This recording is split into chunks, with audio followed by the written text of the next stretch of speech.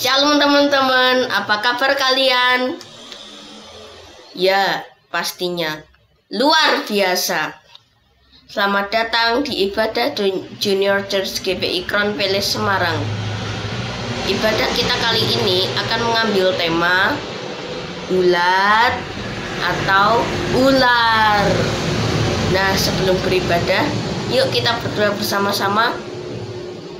Tuhan Yesus, terima kasih karena hari ini kami telah diizinkan untuk berkumpul bersama-sama.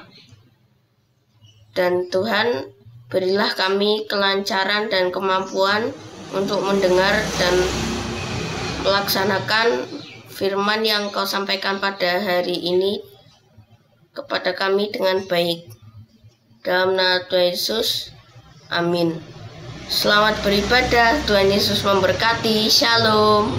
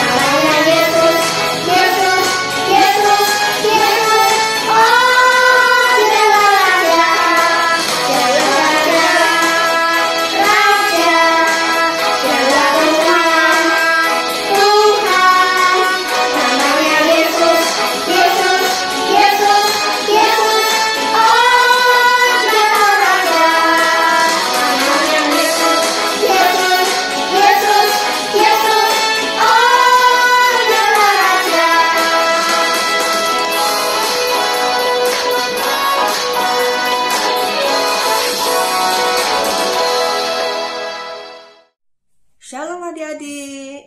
Juga saatnya kita akan mendengarkan firman Tuhan. Kita menyiapkan hari kita dengan sungguh-sungguh untuk mendengarkan firman Tuhan pada pagi hari ini.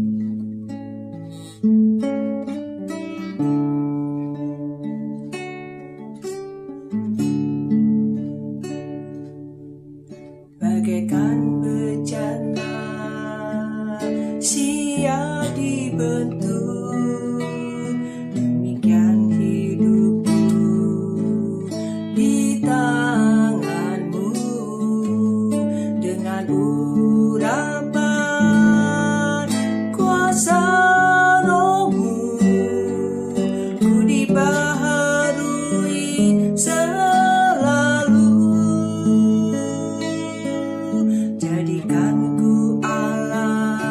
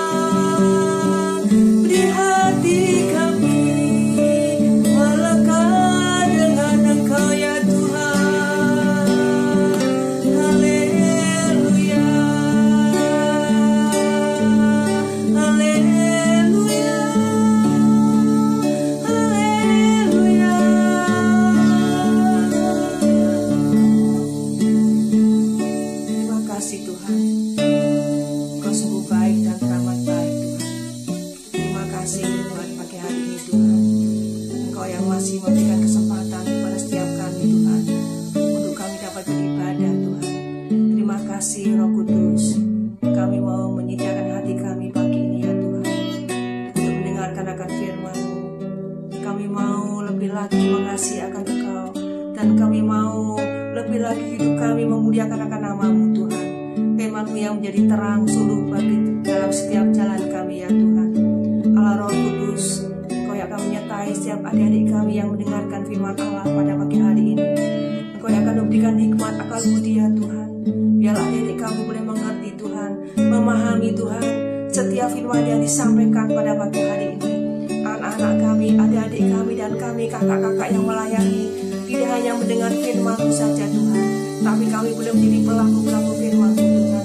Kami mau terus hidup di dalam kebenaran, kekudusan di dalam Dikau ya Tuhan. Hidup kami mau memuliakan akan nama-Mu, berkenan di hadapan Dikau ya Tuhan. Terima kasih Bapa, kami mempersiapkan hati kami pada pagi hari ini ya Tuhan, untuk mendengarkan akan firman-Mu. Di dalam berkat nama Tuhan Yesus Kristus, kami naikkan syukur. Haleluya. Amin.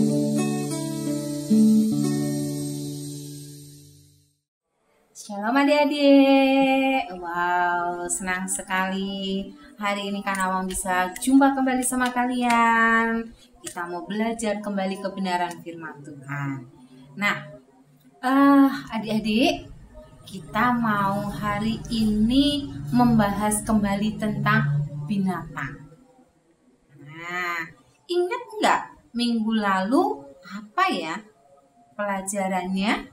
Minggu lalu apa ya firman Tuhannya yang disampaikan Kak Yohana? Itu loh yang bilang mbak, mbak. Nah, apa? Iya, kambing dan domba. Nah, kalau hari ini kita mau belajar binatang yang berbeda. Kalau kemarin dikatakan domba dan kambing. Domba itu nurut, kalau kambing keras kepala. Domba itu baik ya. Kalau kambing apa? Kambing nggak pernah saling menyakiti ya, nggak pernah bisa akur gitu ya. Nah, kalau hari ini kita mau berbicara tentang binatang yang lain, yaitu binatang ular dan ulat. Ular ya. Kalau kita nyebutin kadang-kadang lidah kita bisa keseleo. Ular dan ulat. Apalagi kalau pakai bahasa Jawa, ular ya, ular dan ulo ya. Nah, tapi kita mau belajar hari ini apa sih sebenarnya makna dari binatang ulat dan ular. Oke? Karena mau buka dulu nih di Efesus pasal yang keempat. Efesus pasal yang keempat ayat 21 sampai 24. Demikian firman Tuhan. Yuk baca sama-sama ya. Sudah semua? Karena kamu telah mendengar tentang Dia dan menerima pengajaran di dalam Dia menurut kebenaran yang nyata dalam Yesus, yaitu bahwa kamu berhubung dengan kehidupan kamu yang dahulu harus menanggalkan manusia lama yang menemui kebinasaannya oleh nafsunya yang menyesatkan.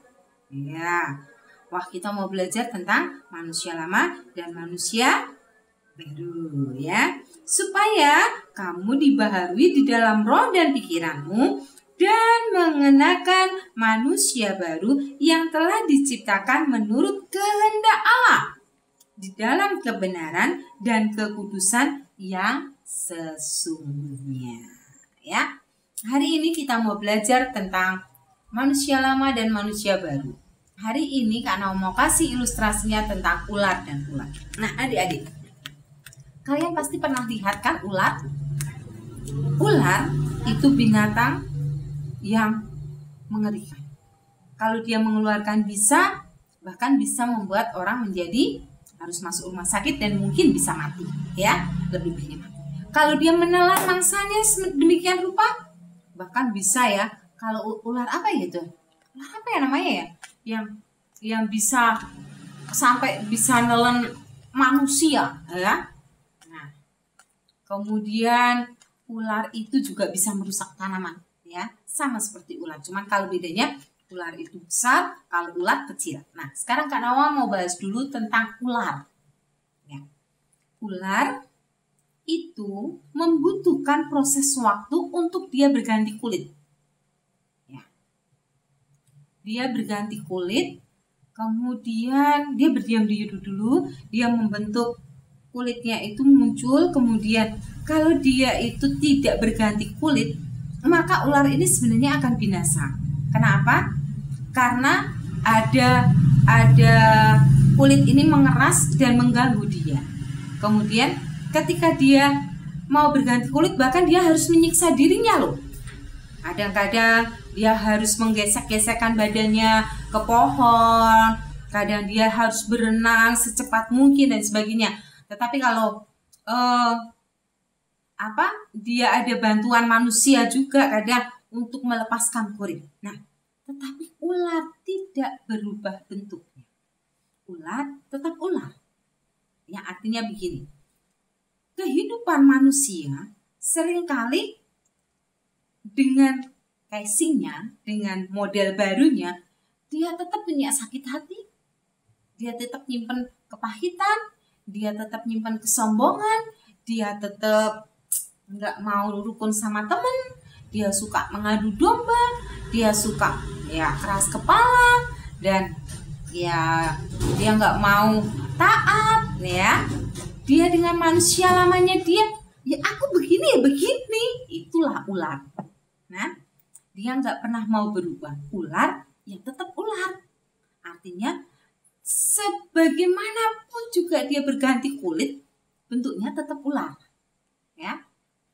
Binatang yang menjijikkan, binatang yang berbisa, yang menakutkan, yang berbahaya. Nah, karena apa?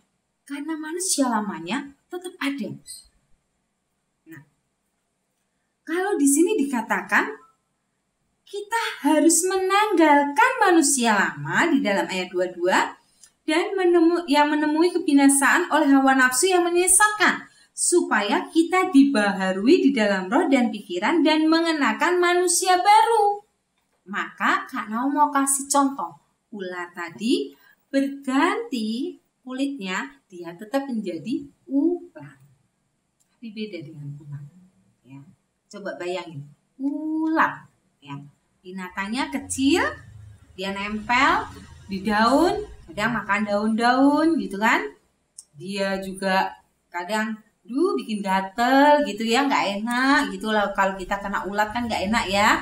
Nah, tetapi ada waktu tertentu dia mengalami metamorfosis, di mana dia menjadi kepompong, dia membentuk selubung di dalam dirinya, kemudian dia berdiam diri, dan pada saat dia mengalami proses metamorfosis ini, dia muncul kembali menjadi seekor kupu-kupu.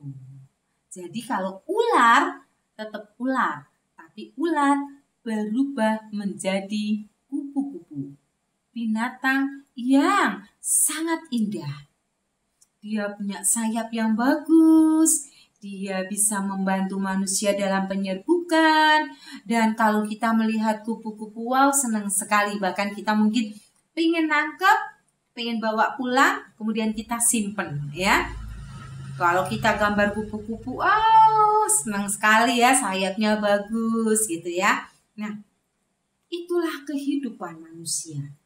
Adik-adik, firman Tuhan mengajarkan kepada kita, hendaklah kita menanggalkan manusia lama kita yang suka marah, yang suka iri, yang suka mengadu domba, yang gak pernah mau diatur, yang pokoknya sombong, yang jelek-jelek lah ya pokoknya ya. Tapi kita mau berubah menjadi baik. Karena apa? Karena Tuhan Yesus ada di dalam diri kita. Nah, sehingga kita akan terus dibaharui seperti ulat yang dia berdiam diri dalam kepompong, dia tenang, kemudian dia diproses sedemikian rupa dan dia muncul menjadi seekor kupu-kupu. Wow, cantik sekali gitu ya. Dia bisa memberkati banyak orang. Itulah pentingnya kehidupan yang sudah diubahkan. Nah, Kalau adik-adik disuruh milih, mana yang dipilih? Karena aku bingung milihnya. Mau jadi ular apa ulat ya? Ya, kalau ular tadi apa? Berubah apa enggak? Dia meninggalkan nih, kulitnya lepas, tapi muncul. Wow, dia tetap berbisa. Dia tetap ular. Tapi kalau kupu-kupu, dia berdiam diri, dia tenang, kemudian dia muncul. Dia kemudian muncul menjadi apa? Iya, menjadi kupu-kupu. Nah, dia bisa menyenangkan orang lain. Dia tidak lagi sombong. Dia memiliki kerendahan hati. Dia taat. Dia mau dengar-dengaran. Kemudian dia menjadi orang yang menyukakan hati sesamanya. Nah, jadi firman Tuhan hari ini mengajarkan kepada kita bahwa di dalam Yesus, ya, di dalam Tuhan Yesus, ketika kita terima Yesus, kita belajar di dalam kebenaran firman Tuhan. Kita tidak lagi hidup di dalam manusia lama, ya, yang bikin sebel orang, yang bahkan mungkin dengan kata-kata kita ini menyakiti orang lain, yang mungkin kita bikin kelompok-kelompokan tadi ya. Kalau minggu lalu kan disebutkan Kak Yohana bikin geng sendiri ya, yang kaya-kaya, yang miskin-miskin gitu ya. Kita mau berbaur, kita mau menjadi orang yang memberkati orang lain. Kemudian perkataan kita, perkataan yang menyenangkan, dan kita bisa bersikap baik satu dengan yang lain. Nah, hati kita lembut ya, kita nggak lagi tinggal di dalam kehidupan yang suka marah-marah gitu ya, disenggol sedikit, emosi gitu ya. Tapi kita mau belajar memiliki kesabaran. Nah, buah-buah roh itu ada di dalam hidup kita. Nah, sehingga firman Tuhan dikatakan tadi apa? Supaya kamu dibaharui di dalam roh dan pikiranmu. Berubah total. Katakan sama-sama, berubah total ya, dan mengenakan manusia baru. Yuk katakan sama-sama, aku manusia baru di dalam Kristus, yang diciptakan menurut kehendak Allah di dalam kebenaran dan kekudusan yang sesungguhnya.